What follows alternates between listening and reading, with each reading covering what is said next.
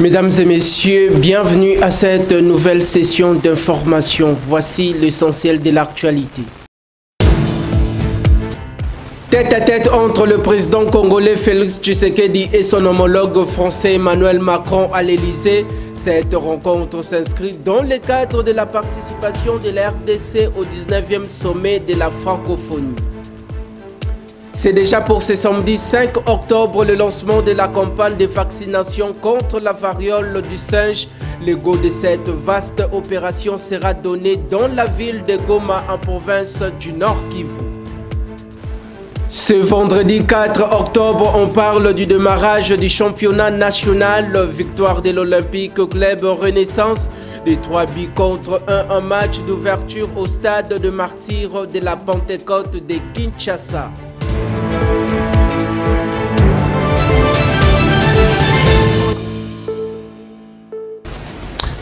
Une fois de plus, Madame, Messieurs, merci de nous choisir. Vous le savez certainement que le chef de l'État, Félix Antoine Tshisekedi Tshilombo, séjourne depuis jeudi dernier à Paris pour participer au 19e sommet de la francophonie qui a débuté ce vendredi 4 octobre. Il a par ailleurs été reçu en tête-à-tête par son homologue Emmanuel Macron à l'Élysée. Plus de détails dans ces reportages.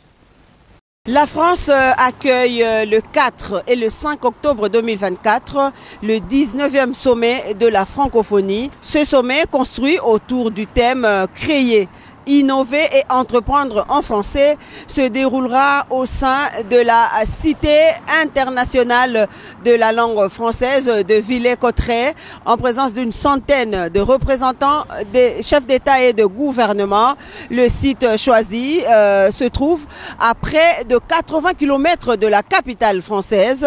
L'événement réunit 88 chefs d'État et de gouvernement membres de l'Organisation internationale de la francophonie. Cette structure regroupe des pays et des régions ayant en commun non seulement l'usage de la langue française, mais également des valeurs communes. La République démocratique du Congo est l'un des pays membres fondateurs de l'Organisation internationale de la francophonie et premier pays qui compte plus des locuteurs francophones au monde, selon le dernier rapport de l'Observatoire international de la francophonie. C'est ce qui justifie la présence du chef de l'État, Félix Antoine Tshisekedi Tshilombo, au sommet de Paris. Le président de la République est arrivé dans la soirée à Paris par l'aéroport d'Orly. À sa descente d'avion, le chef de l'État a été accueilli par l'ambassadeur de la République démocratique du Congo en France, le professeur Émile Ngoï Kassongo, la ministre déléguée à la francophonie, Madame Bestine Kazadi, et le ministre de la communication et médias, porte-parole du gouvernement, Patrick Mouyaya Katemboué. La présence du président de la République au 19e sommet de la francophonie souligne l'engagement sans faille de la République démocratique du Congo en faveur de la promotion de la langue française et de la culture francophone. Bien avant l'ouverture du sommet prévu en début d'après-midi, le chef de l'État sera reçu en tête-à-tête par son homologue français, le président Emmanuel Macron.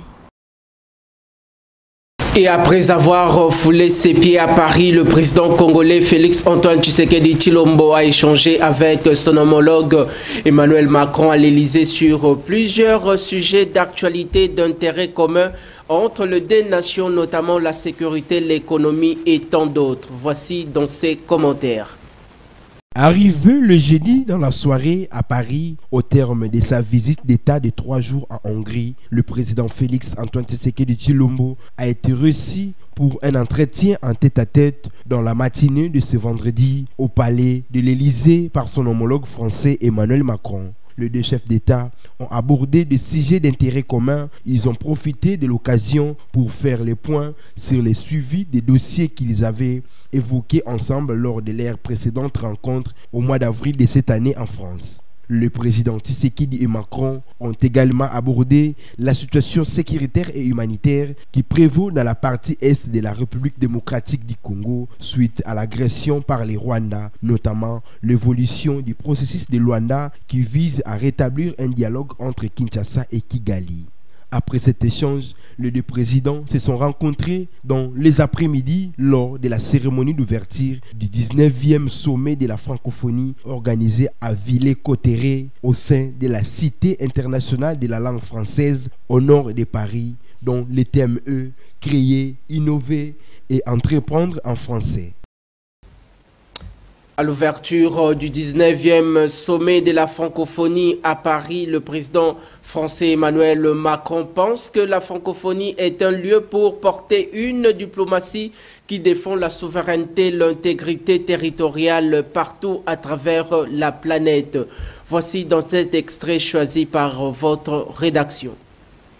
Je crois profondément que la francophonie, oui, est un lieu où nous pouvons ensemble porter une diplomatie qui défend la souveraineté, l'intégrité territoriale partout à travers la planète, qui porte le même discours aux côtés de l'Ukraine, agressée aujourd'hui, menacée dans ses frontières et dans son intégrité territoriale par la guerre d'agression russe, mais qui défend une vision où il n'y a pas place au double standard, où toutes les vies se valent pour tous les conflits à travers le monde. Et nous tous croyons à la liberté des peuples à disposer d'eux-mêmes. Sommes convaincus qu'il ne pourra y avoir de paix au Proche-Orient sans solution à deux États. Nous tous, nous tenons aux côtés de nos frères arméniens pour le respect de leur souveraineté, de leur intégrité territoriale. Nous tous, nous tenons aux côtés du peuple ami libanais, aujourd'hui bousculé dans sa souveraineté et sa paix. Nous tous, nous tenons aux côtés aussi de la souveraineté de tous les peuples et de tous les États du Pacifique, qui doit être une région apaisée et où nulle puissance ne saurait remettre en cause cette paix par des provocations territoriales ou quelques reprises d'essais que ce soit. Nous portons en nous ces valeurs humanistes qui nous appellent aux côtés de tous nos frères dans l'espace francophone et ailleurs, aux besoins d'assistance et demandons instamment à ce que l'espace humanitaire et la population civile soient protégés partout et tout le temps. Rendons-nous cette fois-ci au Parlement. Le président de l'Assemblée nationale, Vital Kamerhe, a tenu jeudi dernier dans son cabinet de travail une séance de travail avec tout le président de différentes commissions pour discuter sur la mise en place de toutes les 10 commissions permanentes afin de relancer les activités parlementaires. Voici dans ces précisions de Jacques Njoli, rapporteur de la Chambre basse du Parlement. Le président de l'Assemblée nationale a réuni les présidents de groupes parlementaires qui s'y sont constitués au sein de l'Assemblée. Vous savez que les groupes parlementaires sont donc des structures politiques de gestion de l'Assemblée. Et au cours de cette réunion, nous avons retenu et nous avons conclu ensemble sur les principes qui vont nous aider à structurer les 10 commissions qui sont les organes techniques et de travail de l'Assemblée nationale. Donc vous comprenez que si jusqu'à présent nous n'avons pas encore commencé les travaux au-delà de plénière, c'est parce qu'il faut mettre en place le groupe technique que nous appelons les commissions permanentes. Tous les principes sont acquis, les orientations sont données, les accords sont obtenus de part et d'autre, les concessions seront faites et je crois que dans un très bref délai, il y aura une plénière, conformément à l'article 47 de notre règlement intérieur, qui va procéder au cours de cette plénière. Nous allons procéder à la présentation de différents groupes parlementaires et leurs bureaux, et en même temps à la répartition par la plénière qui va donc valider la répartition des membres de différentes commissions techniques. Vous savez que le Parlement comprend 500 députés et aucune commission ne peut avoir moins de 40 membres. Donc le bureau est appelé à faire des arbitrages pour qu'un groupe parlementaire ait plus de 5, si pas 4 députés. Et à partir de ce moment-là, au plus tard, au début de la semaine prochaine, les travaux en profondeur vont commencer dans les commissions qui auront déjà mis, comme vous pouvez les imaginer, leur bureau en place. Et par ailleurs, Zorobabel Molango, président de la formation politique Emelco, salue totalement cette démarche poursuivie par le parti présidentiel Mosaïque concernant le poste de commission permanente au sein de la Chambre basse du Parlement. Il est au micro de votre rédaction. Oui, je pense que la démarche de l'UDPS comme parti au pouvoir est justifiée. Il faut en réalité qu'il puisse s'imposer sur terrain parce que cela dépend du bilan qu'ils doivent présenter en 2028 au peuple. Donc, s'il y a des commissions qui peuvent faire de croc en jambe à l'action de l'UDPS, je pourrais demander à tout le monde de comprendre que même au sein de l'Union sacrée pour la nation, nous n'avons pas vocation à répondre demain. Donc aujourd'hui, c'est l'UDPS qui est au pouvoir et l'UDPS doit s'assurer de la bonne marche des institutions. Non, vous me demandez de faire des supputations, là je ne peux pas, mais je constate. Quand Vital Kamerhe est allé à l'étranger avant la vacance parlementaire, il n'a pas parlé le langage du président de la République. Je crois que c'était au Canada, quelque chose comme ça. Mais aujourd'hui, le président Kamerhe, quand il est revenu dans une des vacances parlementaires, il a évoqué le problème de l'Est. Et il a dit clairement que c'était de l'agression. Ça veut dire qu'il a changé son langage. Et puisqu'il a changé son langage, je crois qu'il change totalement aussi. Totalement pour comprendre, c'est un homme intelligent, que les bilans qui sera réclamé demain, ce n'est pas les bilans de l'UNC, son parti politique. C'est le bilan de l'UDPS, le président Félix Antoine Tshisekedi Tshilombo au pouvoir. Donc il doit être conséquent pour aider ces derniers à réussir. Passons cette fois-ci à autre chose. Les travaux de la 11e session des gouverneurs ont été lancés par le vice-premier ministre en charge de l'Intérieur, Jacquemain Chabani Loko. Jeudi dernier à Kinshasa, ces assises ont pour mission d'évaluer la collaboration entre le chef de l'exécutif provincial pour l'efficacité des stratégies qui visent à instaurer la coopération harmonieuse avec l'exécutif national. Regardez. Ici, au ministère de l'Intérieur.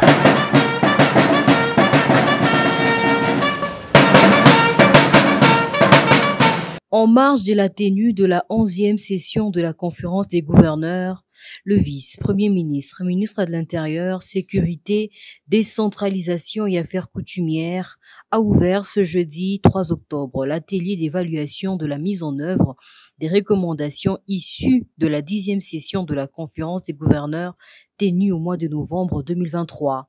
Dans son mot, Maître Chabani Loko a donné des orientations claires quant à ces travaux qui s'inscrivent dans le cadre des dispositions de la loi organique du 7 octobre 2008 qui régit l'organisation et fonctionnement de cette conférence.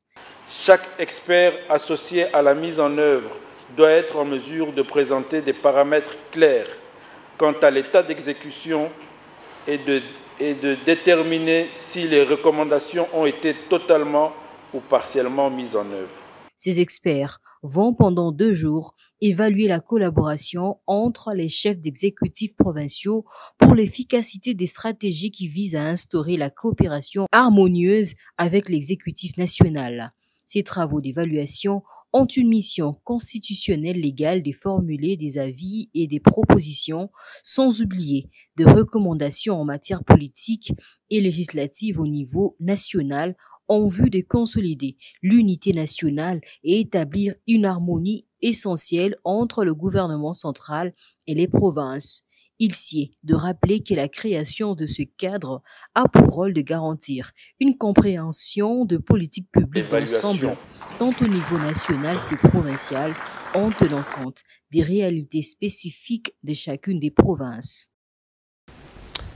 Que faut-il retenir sur la démarche de leader de l'Amouka, Martin Fayulu Madidi, après le rejet de son appel à la cohésion nationale par le chef de l'État, Félix Antoine Tshisekedi Tshilombo? Réagissant sur cette affaire, l'Amouka réitère son engagement, peu importe la réalité au niveau interne au pays et à l'extérieur, et ne s'inscrit pas selon la démarche et la conception du président de la République. Suivez. Ne faisons pas la confusion. Le président élu Martin Fayulu n'a pas demandé le dialogue à M. Félix. Nous devons être clairs là-dessus. Il a plutôt demandé l'implication de nos pères spirituels pour mettre autour d'une table les filles et le fils du Congo afin de former un bloc contre le plan de la balkanisation qui devient de plus en plus réel suite aux velléités expansionnistes de nos agresseurs. Aujourd'hui, vous avez tous compris que nos détracteurs qui tiraient à boulet rouge matin, midi, soir sur la personne du président Martin Fayulu, soi-disant qu'il y aurait un deal entre lui et M. Tshilombo pour faciliter ces derniers de se pérenniser au pouvoir. Aujourd'hui, lui-même, Tshilombo vous a montré qu'il y a eu nullement un deal entre lui et le président élu Martin Fayulu. Nous réaffirmons notre appel à la cohésion nationale car notre pays est en danger aujourd'hui. Si pour certains, pour résoudre le problème de l'insécurité à l'Est, il faut appliquer l'article 64. Si pour d'autres, comme M. Tshilombo et son union sacrée, pour résoudre l'insécurité à l'Est, c'est de changer ou de réviser la Constitution, nous disons qu'il n'y a aucune différence entre ceux qui veulent changer la Constitution aujourd'hui pour se pérenniser au pouvoir. Il n'y a aucune différence, j'insiste bien, entre ceux qui veulent changer même une virgule de la Constitution avec ceux qui agressent notre pays. C'est pourquoi nous demandons au peuple congolais d'être vigilant et de se préparer pour faire face ou pour barrer la route face au trio Tshisekedi, Kabila, Kagame. Dans un autre registre, la campagne de vaccination contre le monkeypox sera lancée officiellement ce samedi 5 octobre dans la ville de Goma en province du Nord Kivu, en tenant compte des doses de vaccins que la République démocratique du Congo dispose. C'est le ministre de la Santé publique, Hygiène et Prévoyance sociale qui l'a annoncé ce vendredi 4 octobre au cours d'un point de presse. Regardez. Immédiatement, nous avons mis en place la préparation au plus près de l'exécution, ce qu'on appelle donc la micro-planification, jusqu'à ce que la personne soit vaccinée. Cette micro-planification est maintenant terminée et c'est pour cela que nous lançons à partir de demain, le 5 octobre, la campagne de vaccination. Bien sûr, nous allons lancer en tenant compte de doses dont nous disposons et en tenant compte de la stratégie que nous avons prise, c'est-à-dire de toucher d'abord les zones les plus impactées par les virus. Voilà pourquoi est-ce que cette campagne va commencer à l'Est. Nos équipes sont déjà sur place, d'autres vont encore se déplacer aujourd'hui et demain. Et donc c'est demain que la campagne de vaccination commence. Elle va être lancée à partir de Goma parce que les vaccins sont gardés, comme vous le savez, dans des frigos à moins 20 degrés et ensuite sont amenés au lieu d'utilisation. Passons cette fois-ci à autre chose. On parle de l'affaissement ce vendredi 4 octobre d'un immeuble de 6 niveaux sur l'avenue Kalembelembe dans la commune de Lingwala après la pluie qui s'est abattue tard la nuit pour de multiples raisons. Jusque-là, les enquêtes se poursuivent pour faire la lumière sur cette situation. 23 morts et 50 rescapés, c'est le bilan provisoire du naufrage du bateau MV Merdi survenu le jeudi 3 octobre dernier sur le lac Kivu dans la ville de Goma en provenance de Minova. Un bilan confirmé par le vice-gouverneur militaire de la province du Nord Kivu, Ekuka Lipopo, et promet des enquêtes afin d'établir les responsabilités des uns et des autres. Regardez. Le gouvernement provincial du Nord Kivu a la profonde douleur d'informer l'opinion nationale et internationale que l'avant-midi de ce jeudi 3 octobre 2024 vers 11 h, au large de la ville de Goma, commune de Goma, au quartier Kieshero, il y a eu naufrage du bateau MV Merdi en provenance de Minova, territoire de Calais, province du Sud Kivu, à plus ou moins 700 mètres du quai du port de Kituku. Les causes de l'accident restent encore à déterminer par une équipe d'enquête ad hoc pour établir les responsabilités des uns et des autres. À ce stade, le bilan provisoire se présente comme suit: 23 décès, 58 survivants qui sont actuellement pris en charge dans des structures sanitaires de la ville de Goma, plusieurs marchandises et produits vivriers destinés au commerce en partance pour le marché de Kituku coulés. Le gouvernement provincial du Nord Kivu tient à présenter ses condoléances les plus attristées à toute la République en général, aux familles éprouvées et aux provinces du Nord et du Sud Kivu en particulier. Enfin, le gouvernement provincial invite à cet effet la population à l'apaisement, à la solidarité et à l'union de prière en ce moment de dure épreuve.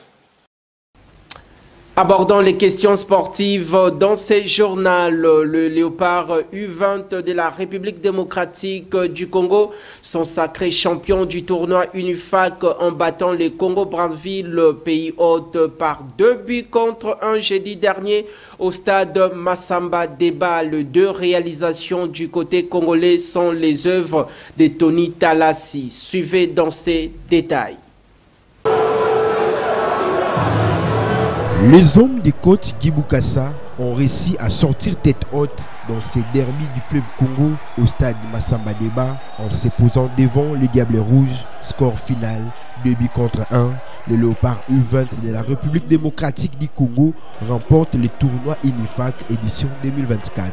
Premier à ouvrir les scores 5 minutes après les coups d'envoi du match par l'entremise de Tony Talassi qui a cloué le Congo-Brazza à la 53e minute pour signer son doublé dans cette finale et terminer buteur du tournoi avec 4 goals. Le Léopardo de la RDC ont réussi à se qualifier à la Coupe d'Afrique des Nations prévue l'année prochaine et à soulever le titre de champion du tournoi des jeunes face aux pays hôtes de cette édition. Signalons que cette victoire est une revanche pour les Congolais de Kinshasa après leur défaite en phase de poule par un score étriqué d'1-0.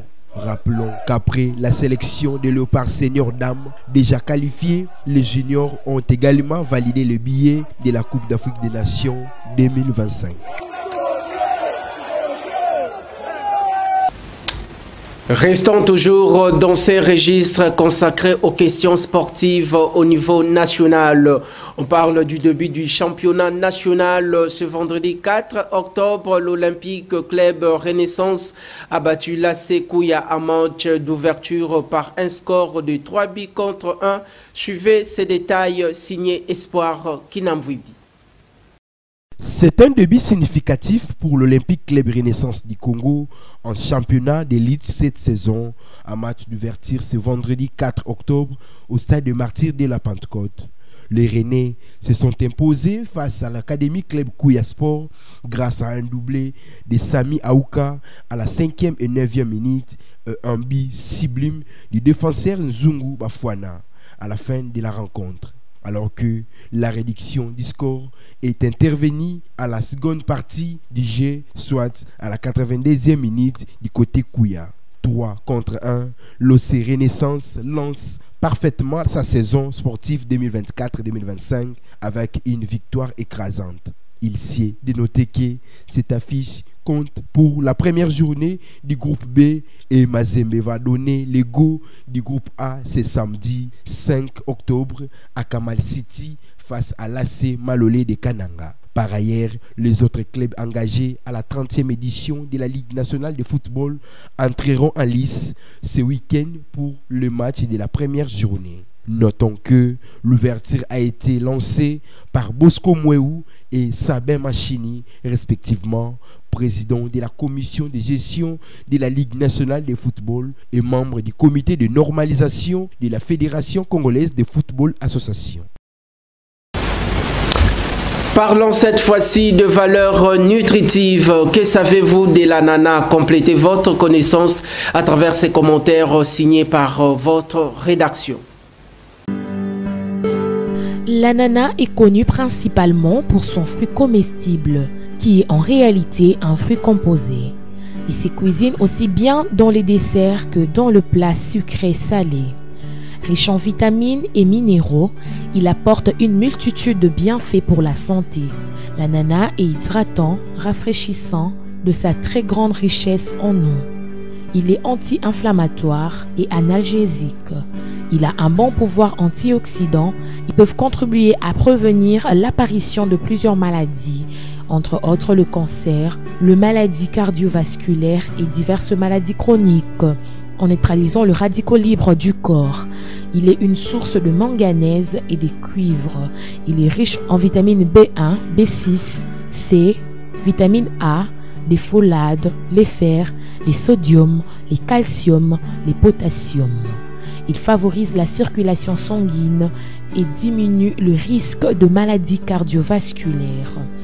L'ananas a une action bénéfique sur la digestion de protéines et non de graisses, contrairement aux idées reçues grâce à la broméline qu'il contient.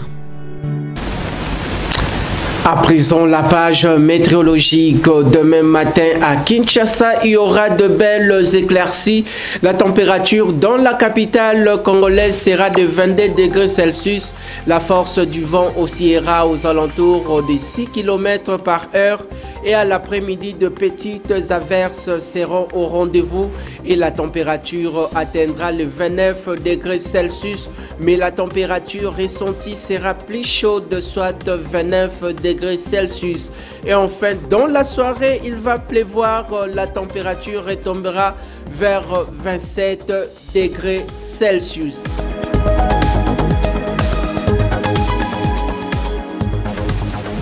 Nous arrivons déjà à la fin de ces rendez-vous informatifs sur nos antennes. Vous venez à peine de nous rejoindre. Place au rappel des titres. Tête à tête entre le président congolais Félix Tshisekedi et son homologue français Emmanuel Macron à l'Elysée. Cette rencontre s'inscrit dans le cadre de la participation de la RDC au 19e sommet de la francophonie. C'est déjà pour ce samedi 5 octobre le lancement de la campagne de vaccination contre la variole du singe. Le go de cette vaste opération sera donné dans la ville de Goma en province du Nord Kivu. Ce vendredi 4 octobre, on parle du démarrage du championnat national. Victoire de l'Olympique Club Renaissance. Les 3 buts contre 1 en match d'ouverture au stade de Martyrs de la Pentecôte de Kinshasa.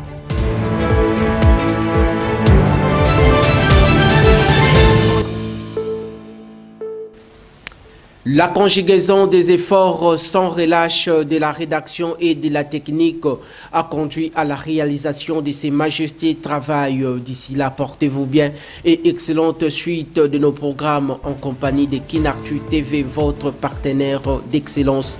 Je vous retrouve demain avec la même ferveur.